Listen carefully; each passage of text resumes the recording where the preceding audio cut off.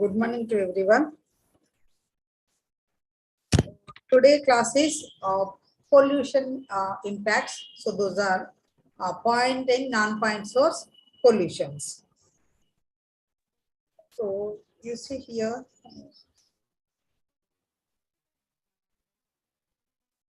Okay. So the major pollutant is going to be wastewater, right? Is going to be. Madam, Hello. Yes.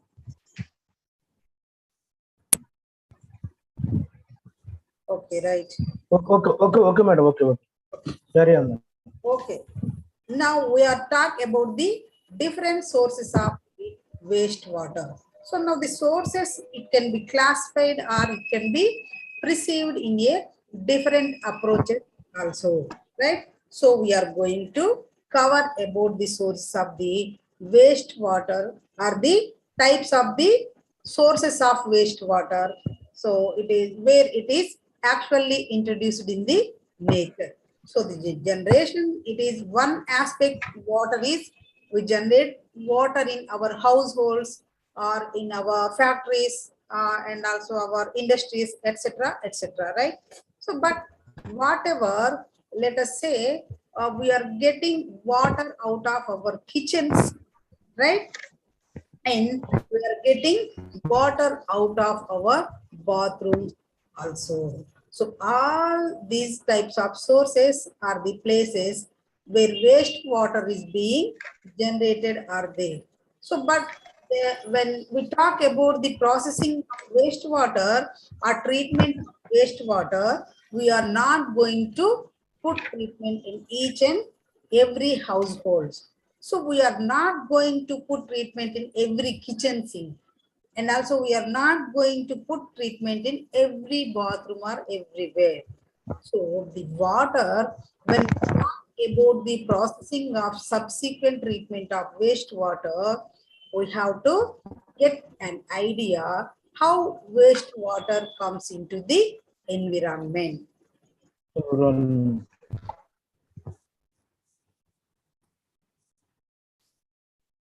So like when water is released from some of the independent houses or let us say a septic factory. So what happened after that, and when it introduced in a nature, in what form it is getting introduced. So based on that also the sources it can be classified. So the subsurface water pollution, it can be generally grouped into two categories. So first one is point source pollution and second one is non-point source pollution. So this is very, very important question on your examination. Short bit. So point source. So what is first of all point source? Right? So point source pollution. So an identifiable, you see here, what is point source pollution?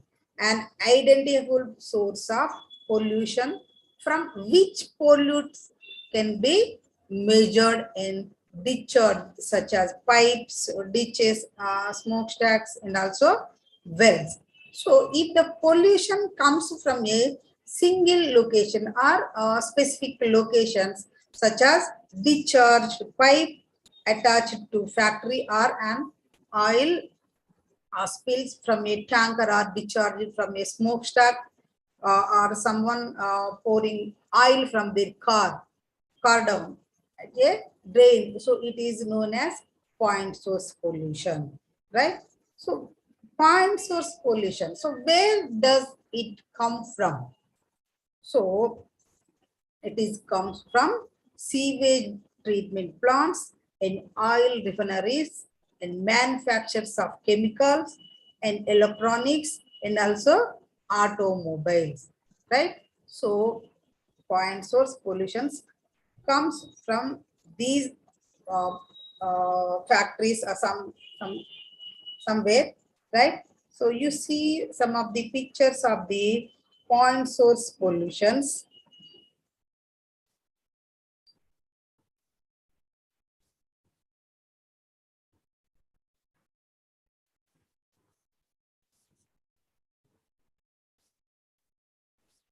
right? So this is a very, very interesting image. If you see here, observe here. So we can see there is a industry, right? So are some of the factory. So whatsoever here, right? So which is leading to some discharge and generally the point source discharge. So it is because heavy pollution load is coming at a some specific point, right? Here you see, observe here this one and this one and also this one, some specific point, right? So the effect appears far more immediate. Okay, so that can be seen in the form of here. So you see here this one, right?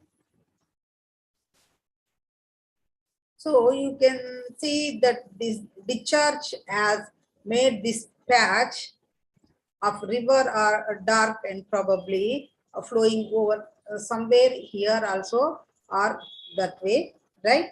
Here also this one, right? So the quality of water, even the visually, it can be seen poor in the near the point of discharge because a large mass or large flow is being discharged at one specific point, right?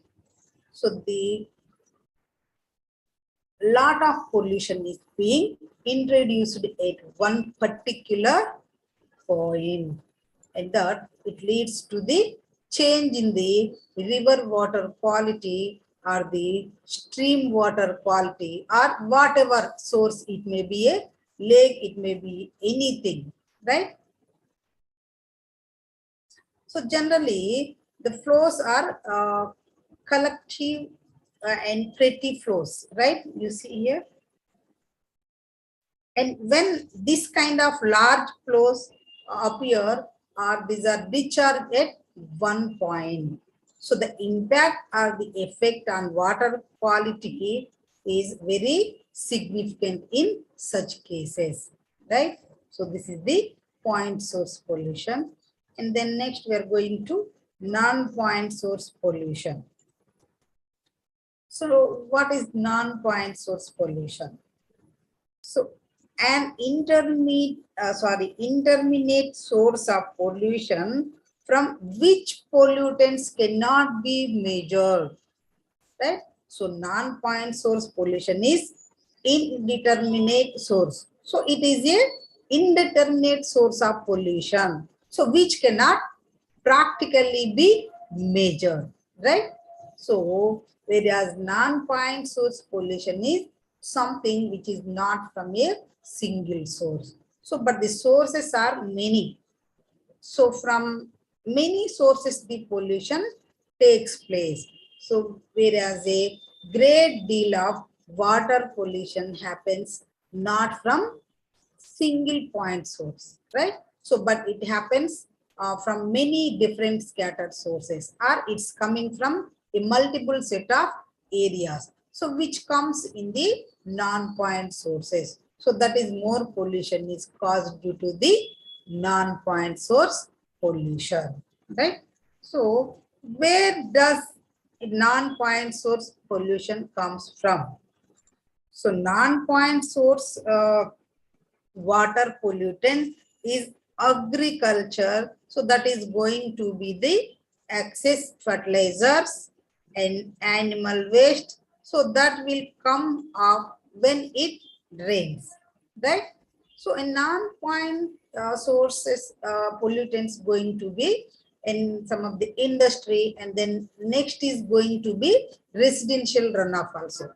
So you would not think there would be a whole lot of things so that can come off of residences, but you imagine all the things that could run off from your even your neighborhood, the island antifreeze. So that might come from your parking. So an animal waste, right? Animal waste like your dogs, and that are out when they use the bathroom.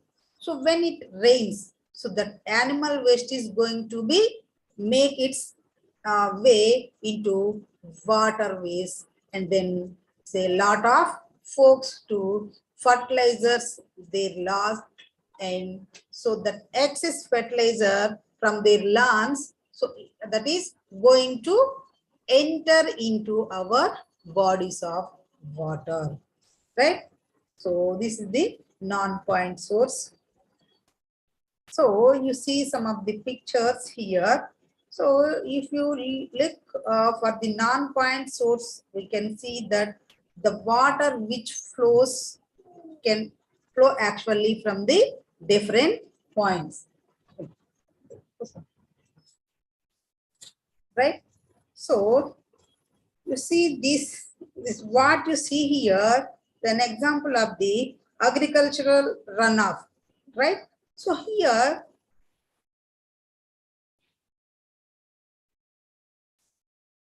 so it is apparent that some water is coming from here. So water is coming from here, right?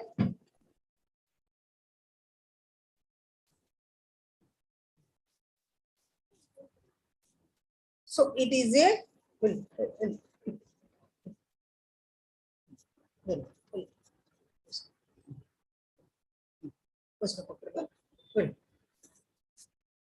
so it is a large channel, right?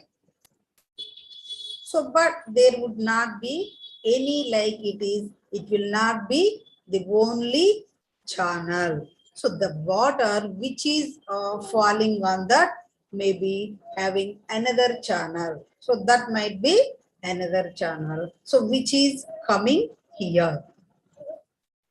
Just 1 second. Wait.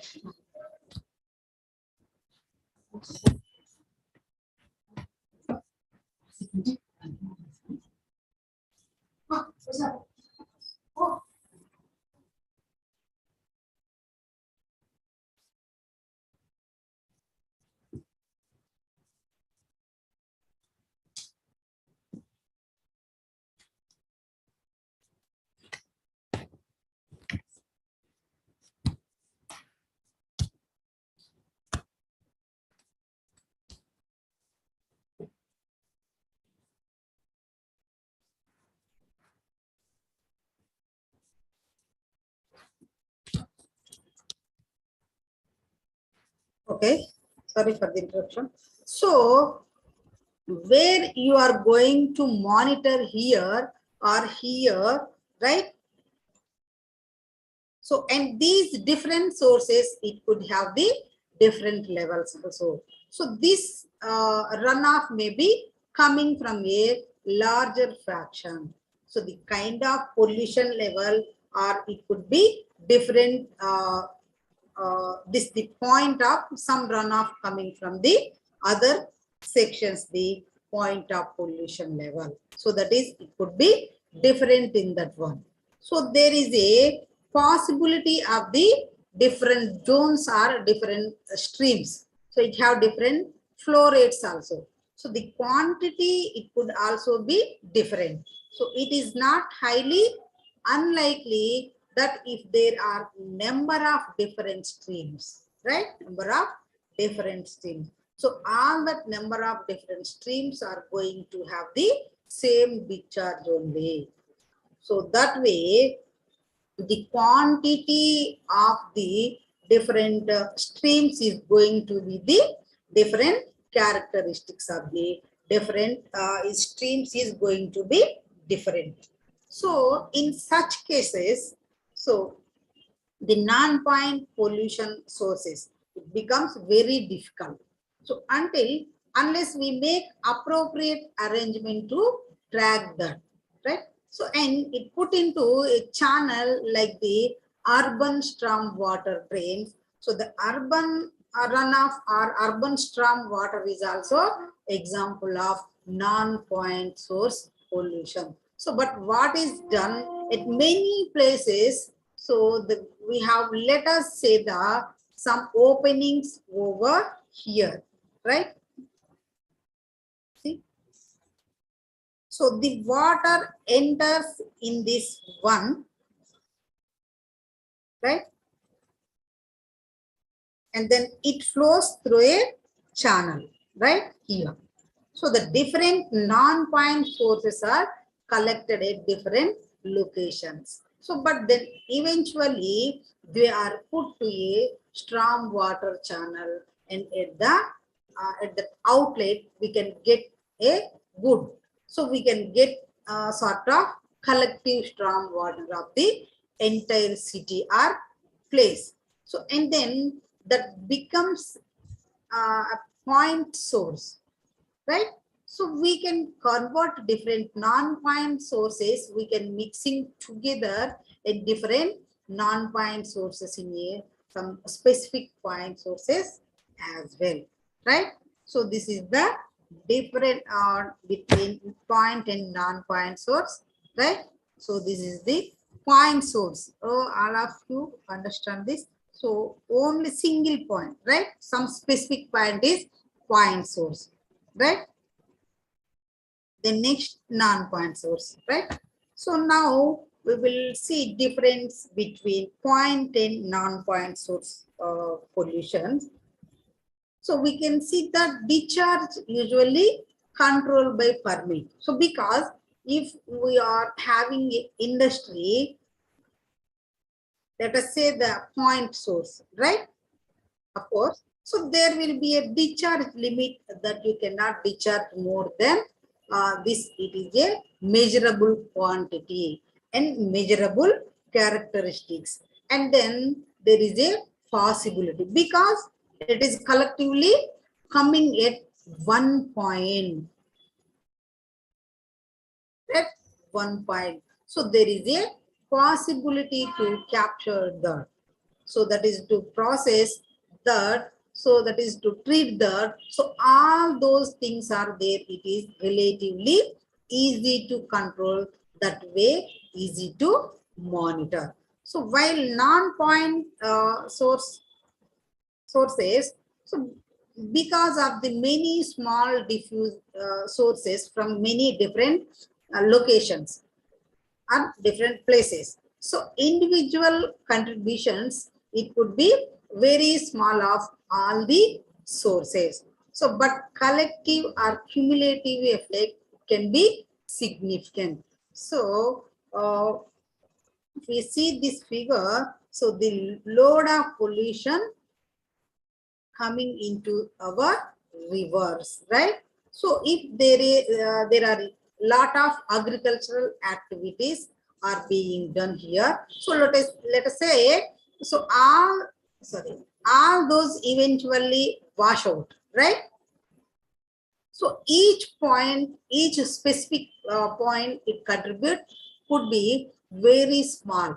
But if we see this figure, so collective contribution towards this. So it may actually be problem more than the industrial or the point source discharge. So, but because of it is nature, so it is very difficult to monitor and it is very difficult to control it, right? So all those issues they are here only. So we can have a sort of that with different characteristics and different sources in such cases, right?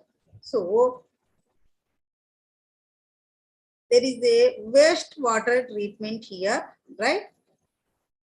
So wastewater treatment plant here. You can see there is a factory here. So now this factory, it situated at fixed places, right? So and these factories are giving some outlet, some pollutants, and these wastewater treatment plants are giving some outfit also, right?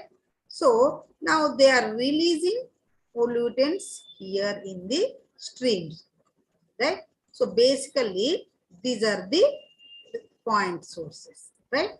So because we were even know that location of the factory, we very well know the location of the wastewater treatment plant, and we very well know that where they are discharging their pollutants in the water, this place, right?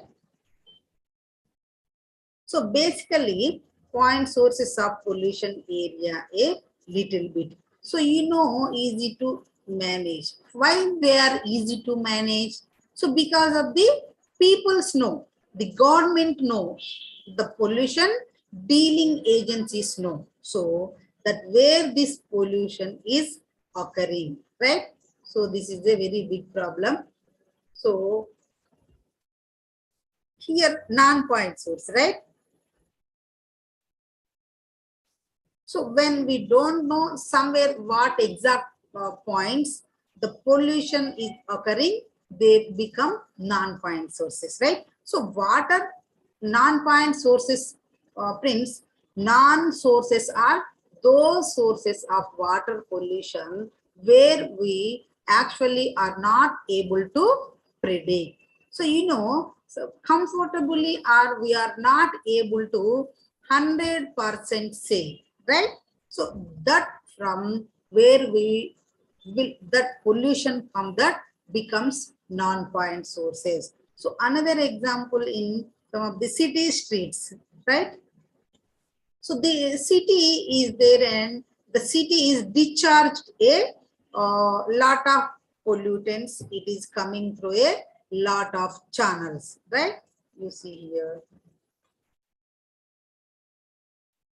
So it will be discharged over a lot of area. So you cannot fix one point from where the city pollution is coming. The same goes for urban development, right? So, and what is this urban development? So any city which develops near a big metropolitan city, so that becomes of what is that? Suburban. So the pollution that will be coming from these areas, so that will also be distributed over a huge area. So you cannot decide one point from where the pollution is coming, right?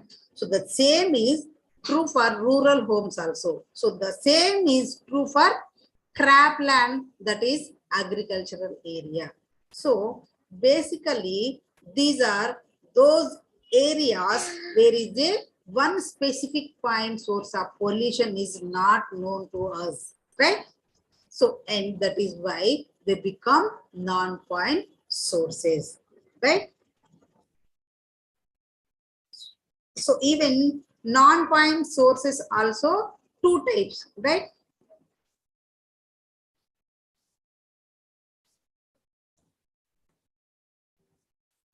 Two types. First one is community wastewater. Community wastewater. And second one is industrial waste. Right? So community waste, it means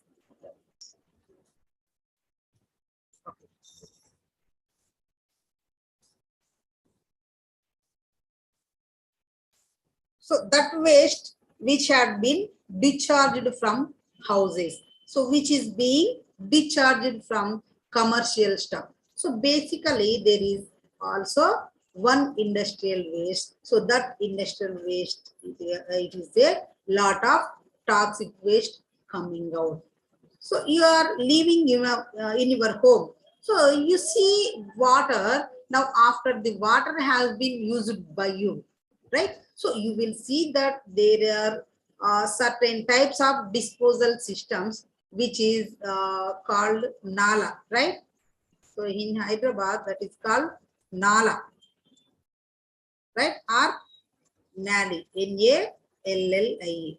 So by the side of your home, there is a Nala. So where the used water is being disposed. So that water flows, goes away, right? So a lot of this type of water is being collected in, it is being disposed at many non-point sources, and the system is not so well developed, right? So that is becomes very difficult to identify that point from where that point is coming, right? So this is difficult. And the next one is industrial waste. So the same is true for industrial waste also. So in many cases, this industrial waste is also non-point source, right? Non-point source. And especially this industrial waste, so which is very toxic. So the industry, especially the chemical industries. So they are releasing a lot of organic pollutants also. And they are releasing a lot of inorganic pollutants also, right? Organic and inorganic. So, and that inorganic pollutants become especially this toxic to the aquatic ecosystem, right? So, lot of industrial waste also comes under non-point source pollution, right? So, these are the point in non-point source pollutions. So, you see the some difference between these point and non-point source pollutions. So, these are the main points. So, in point source, so that is discharge usually controlled by permits. In non-point source, many small diffuse sources from many different locations. And also it is point source, it is relatively easy to control because we know the type of contaminants and location of the discharge. I already told. And these individual contributions are small, but cumulative effects, it can be significant. And point source, that is easy to monitor above and below discharge and dilution rates, it can be calculated. In non-point source, it is difficult to monitor. So this is easy to monitor and this is difficult to monitor and requires it many stations, right? And also in point source, industries, it can be fined if they do not comply with permit regulations. And in non-point source, so it is difficult to develop permit systems and difficult to enforce regulations, and it is difficult to determine dispersion rate, right? So these are the some of the difference between point and non-point source pollutions, main point, right? So the next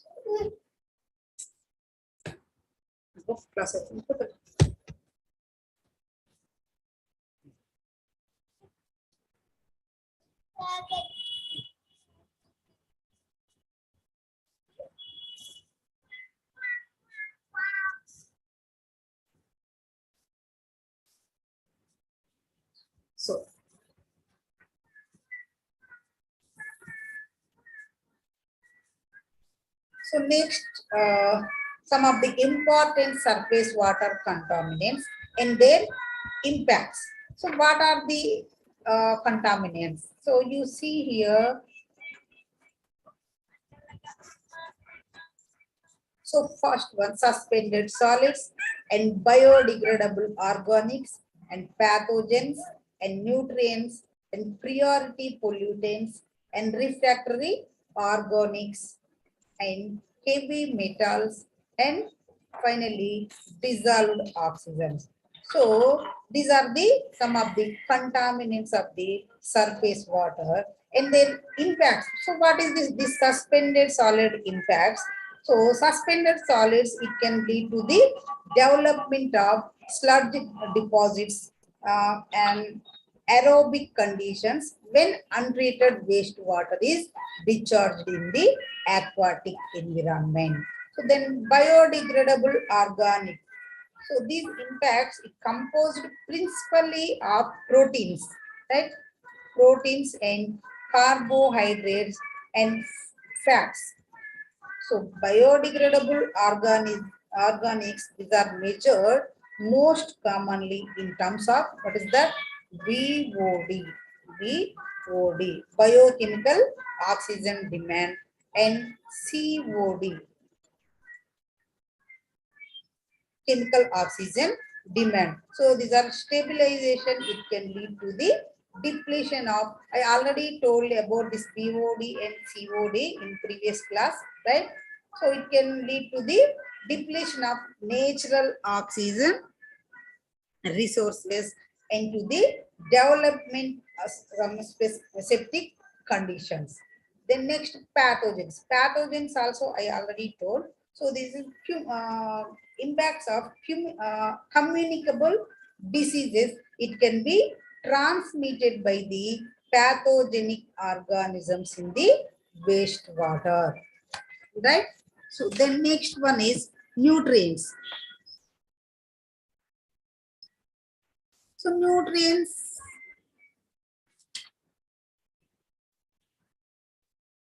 impacts is both nitrogen and phosphorus.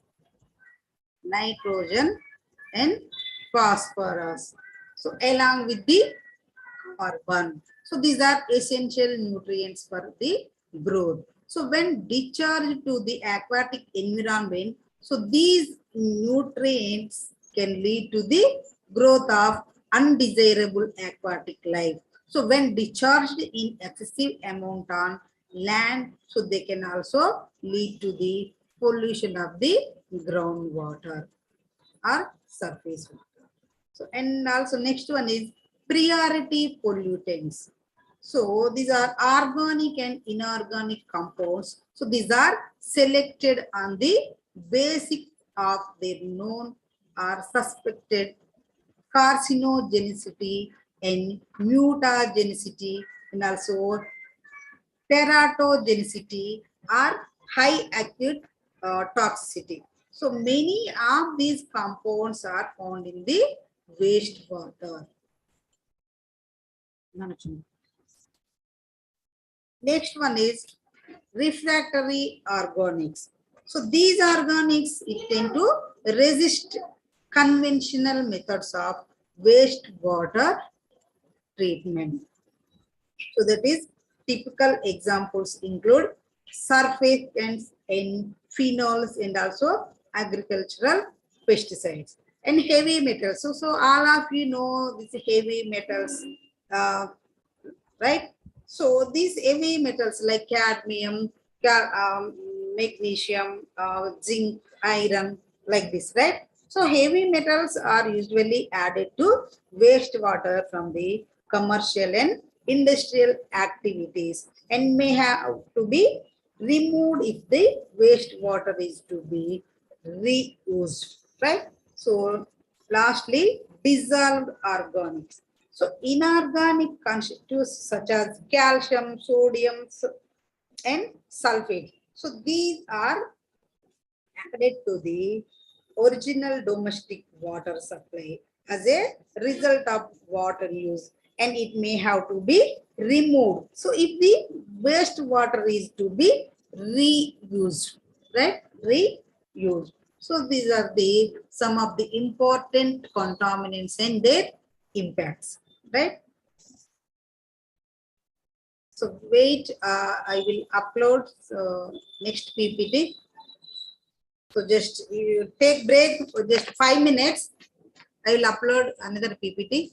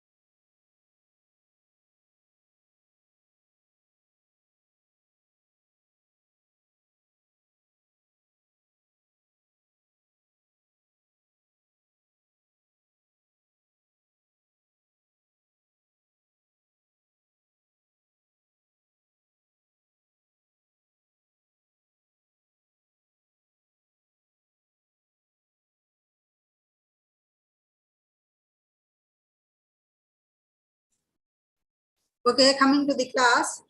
Okay, the next topic is water quality standards, right? So I think all of you know about the water standards, right? So what are water quality standards, right?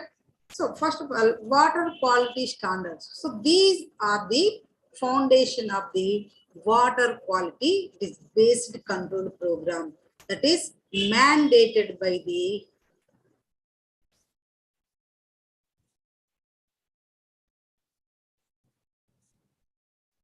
Clean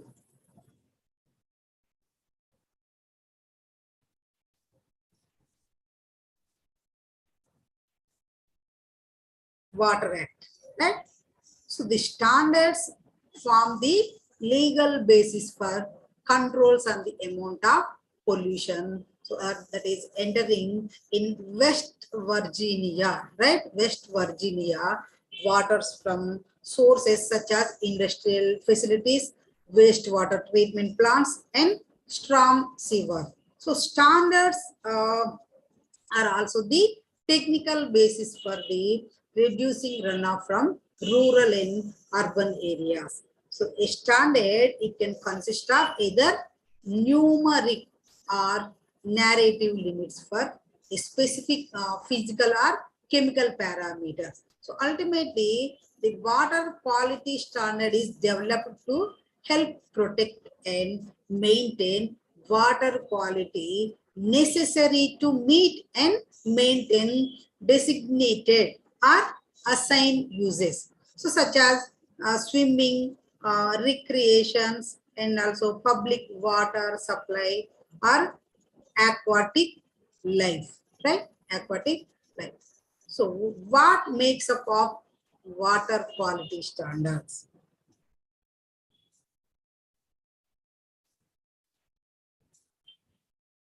Right? So water quality standards, it consists of four basic elements, right? So first one is one of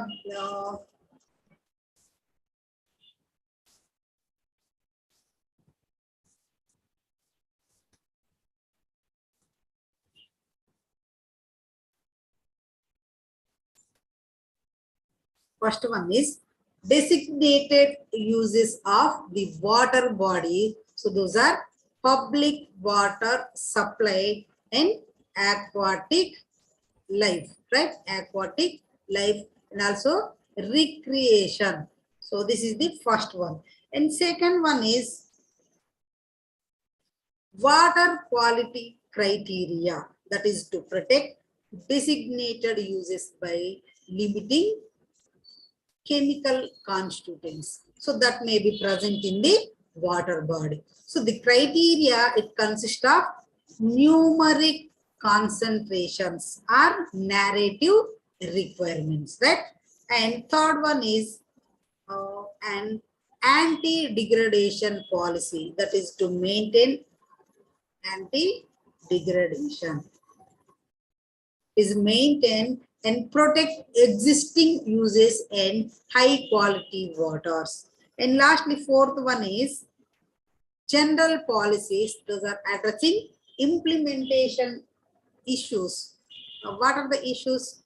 Low flows and variances and mixing zone. So these are the implementation issues. So these are the some of the water quality standards it makes up, right? So why is water quality testing is important, right? Why? So when? So that is very simple. So it is because we are not alone in this world, right?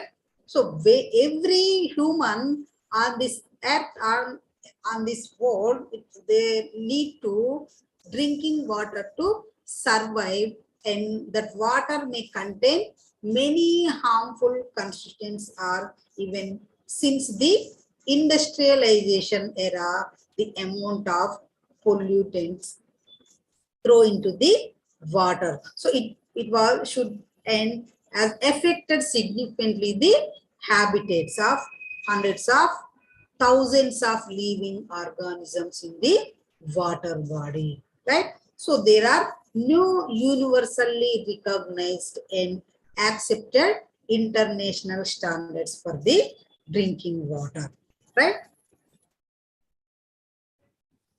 So even where standards do exist and those are applied the permitted concentration of individual constituents, it may vary by as much as 10 times from one set of standards to another, right? So many developed countries, so some specific standards to be applied in their own countries. So for example,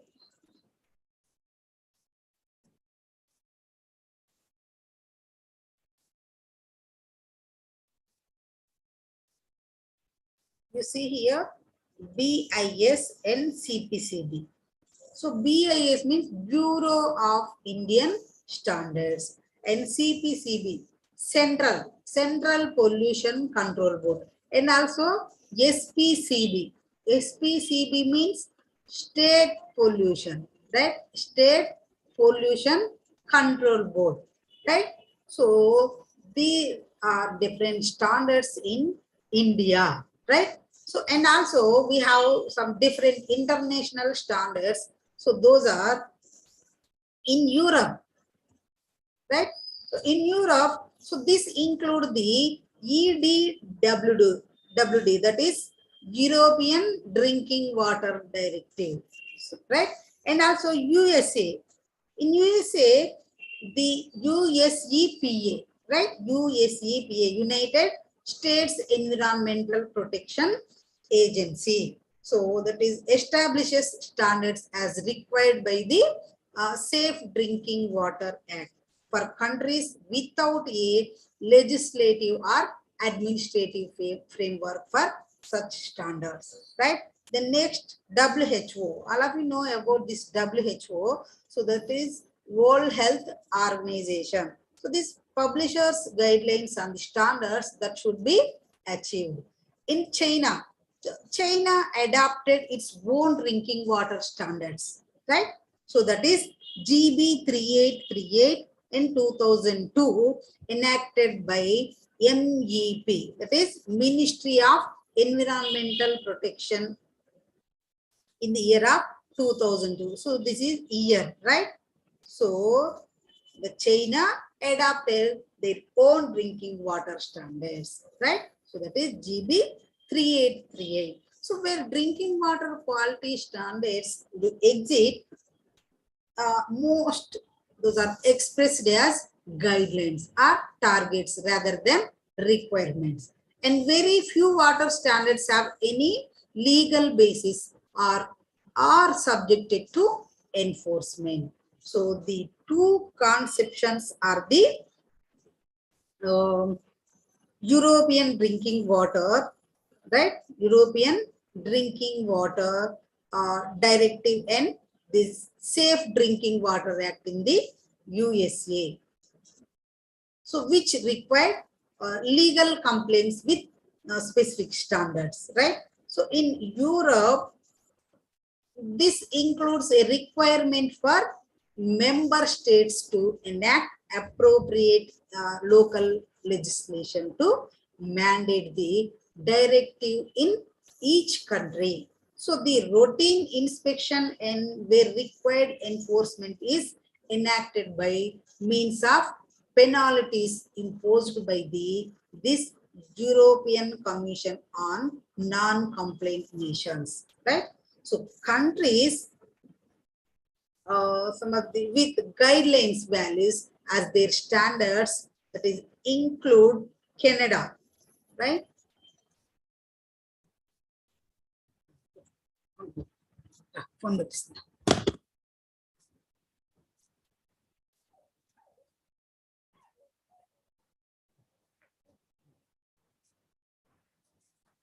At Canada, which has guideline value for relatively a small suit parameters, right?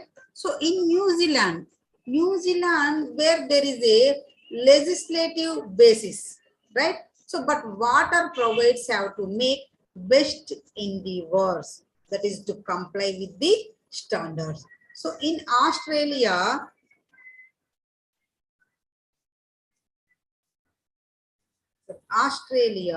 so the range of standards, although drinking water standards, so the frequently are referred to as if they are simple lists of parametric values.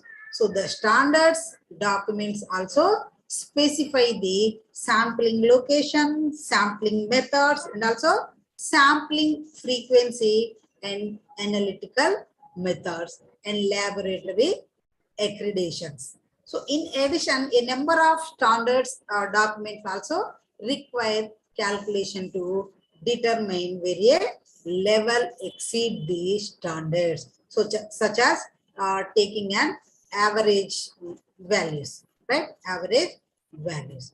So the water quality standards are specified by health, right? Health and other regulating agencies to ensure quality of the water for use. So some we have different types of water use require different levels of water quality, right? So drinking water should be highest purity, right? So drinking water requires highest standards of purity. So standards depend on the basis of end use of water. So and drinking water should be highest purity in standards depend on the basis of end use of water. So water quality is also important, right? So because we use it on our daily lives and we need it for drinking, especially for basic needs. What is that basic needs? So like drinking water, washing water, bathing water, right? Etc. So the standards are based upon the end use of water. So and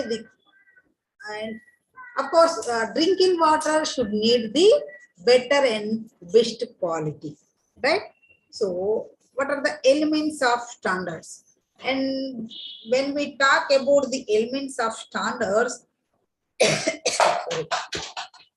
So those are the desirable water quality should be technologically feasible and it should be economically viable and easily measurable, and it should be fulfill the requirement for which it is made, right? So if you put a standard, for example, we have some pollutant and we tell that the concentration should be less than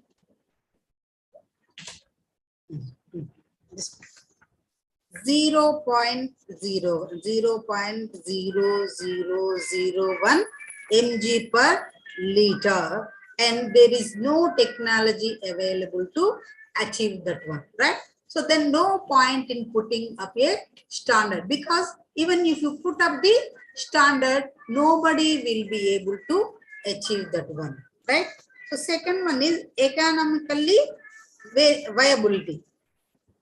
So if the standard specifies some value, and if you want to achieve that the value, and if the cost involved is very high, so then the standard is not a good standard, or we cannot put that one, right? And another thing is the quality, whatever we are putting at the standard, it should be easily measurable. So because standard is legally bound thing, so if you want to enforce the standard, somebody have to measure it easily. So the standards, whatever we are putting, it should be easily measurable, right? So the last one is fulfill the requirement for which it means. So the most of the standards are based upon the health and well-being of the human being. So whether your standard is meet the requirement, right? For example, if you are looking into technological availability or economic availability, so and we are putting a standard. For example, we take the case of arsenic, right? Arsenic, and we put a standard of 1 mg per liter. So it is not going to help, because 1 mg per liter is very high concentration and it will be affecting the health of the peoples or human. So when we put up a standard, all these things has to be looked into, right? So this is one of the reasons why there are different standards across the countries and all the things, right? So you see some of the water quality standards provided by the IS, that means Indian Standard Specifications. So here you can see around here 28 parameters, right? Including many of the heavy metals also, and pesticides and pH, pH, TD, chlorine, calcium, sulfates, nitrates, fluoride, alkalinity, and iron, etc., etc. So these are also included in this standard. So water quality parameters, and it is measured in terms of most probable number. And for the drinking water, most probable number, it should be less than 1.8 or 0 for 100 ml of sample, right? 100 ml of sample. So that means if somebody is supplying water as drinking water, so then it should meet all these conditions are the concentration of the pollutants. So the contaminants present in the water should be below this level, right? So then next we are going to water quality monitoring. So water quality monitoring is very essential, right? It is very, very essential. So periodic monitoring of water quality is essential. And whenever you are identifying a new source of water supply, so you have to take the sample and analyze for all the parameter specific in the BAS standards.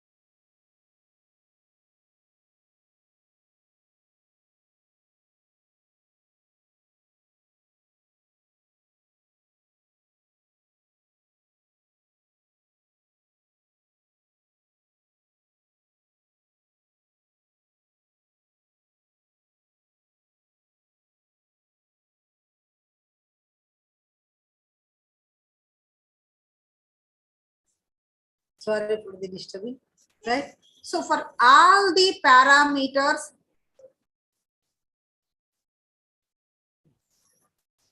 specified in the BIS standards, or if it in some other country, then the standards prevailing in that country, we have to do it, right? So, and many times sophisticated instruments, those are needed for the analysis, and they are costly and it not accessible for many, right? So many places, so easy to use and affordable monitoring systems, so these are being used and it is very, very essential. So because for a village, if the people wanted to check the water quality, right? So taking the water and going to high-end lab, So one is time consuming and another one is it is very, very costly. So remember this word. So it is very important to have easy to use and affordable monitoring systems, that is to ensure water quality and well-being of the peoples, right? Then water quality indices, right? So now we have seen that in the earlier table here, right?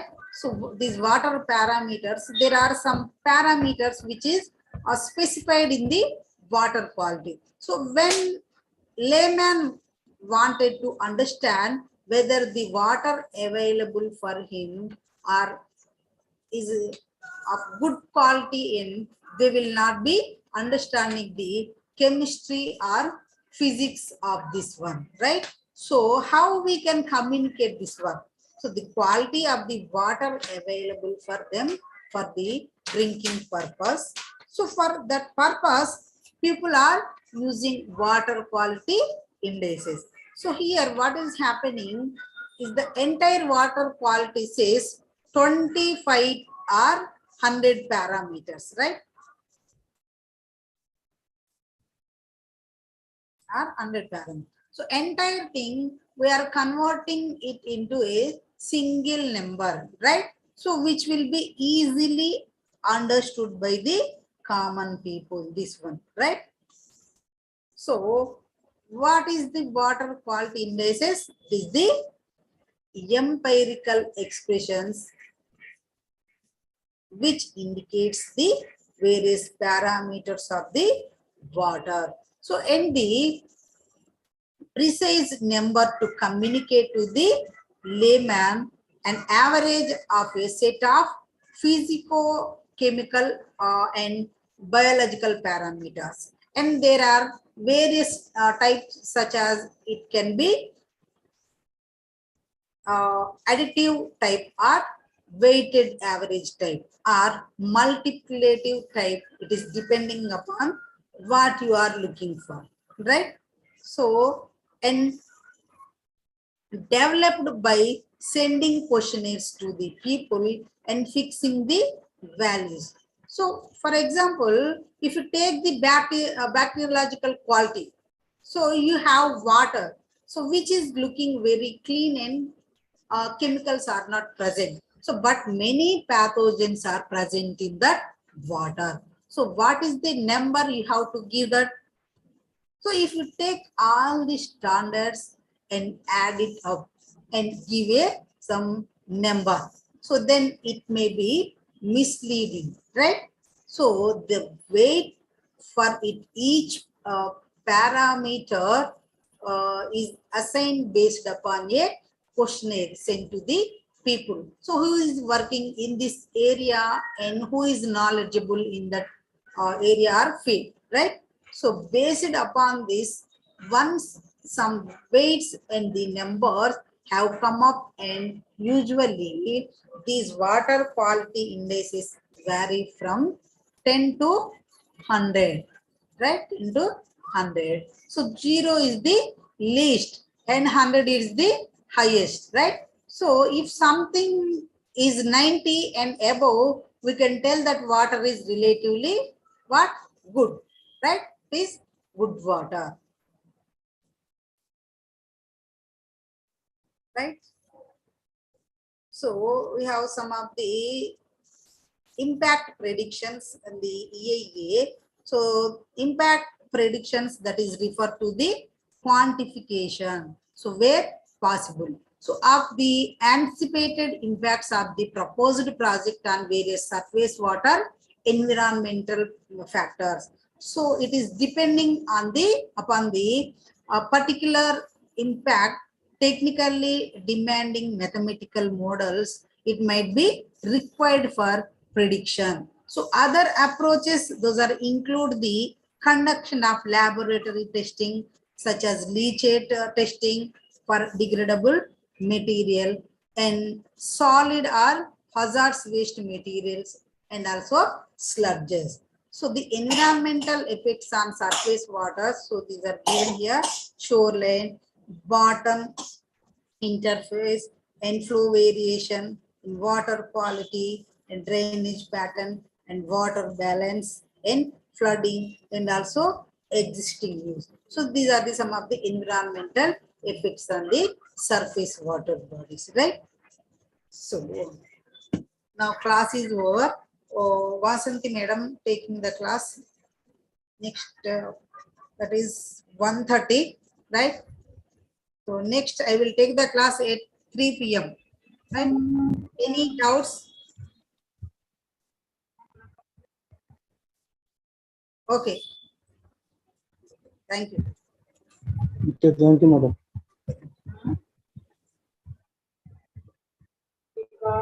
Hmm?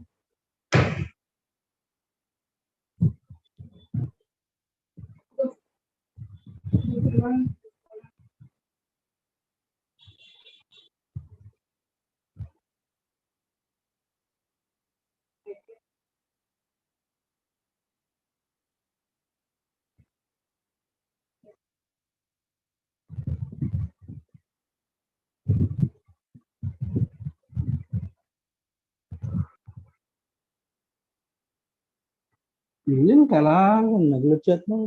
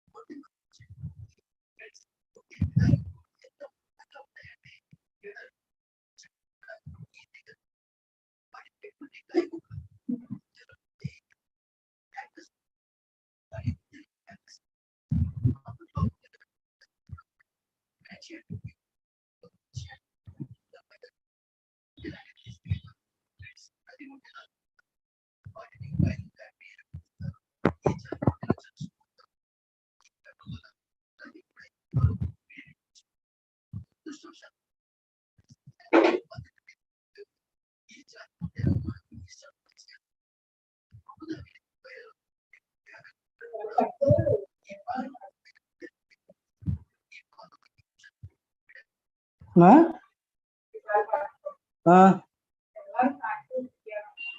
ya,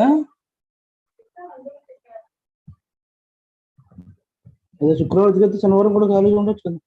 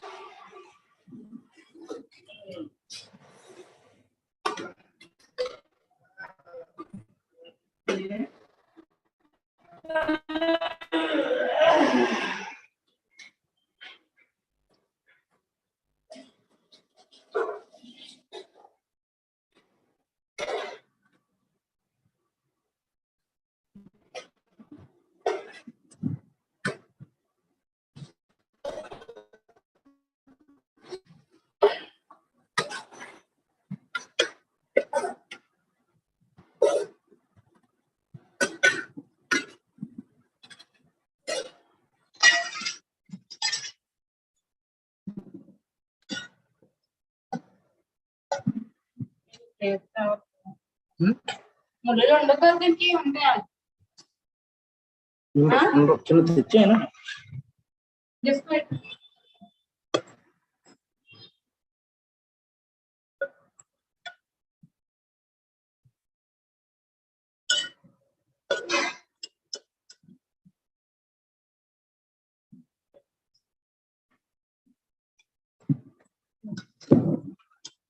Let's go.